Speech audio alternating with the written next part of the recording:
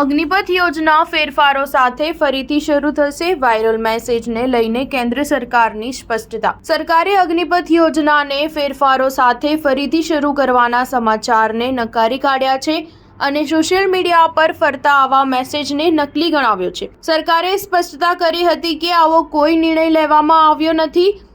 Press information બ્યુરોએ તેના social media x પર સ્પષ્ટતા કરી છે કે એક ફેક વોટ્સએપ મેસેજમાં દાવો કરવામાં આવ્યો છે કે અગ્નિપથ યોજનાને ઘણા ફેરફારો સાથે સમીક્ષા કર્યા પછી સૈનિક સન્માન યોજના તરીકે ફરીથી શરૂ કરવામાં આવી છે, જેમાં સેવાની અવધિ વધારીને 7 વર્ષ, 60% કાયમી સ્ટાફ અને આવકમાં વધારો સામેલ છે. ભારત સરકાર દ્વારા આવો કોઈ નિર્ણય લીધો નથી. વિપક્ષ શરૂઆતથી જ અગ્નિપથ યોજનાની ટીકા કરી રહ્યો છે.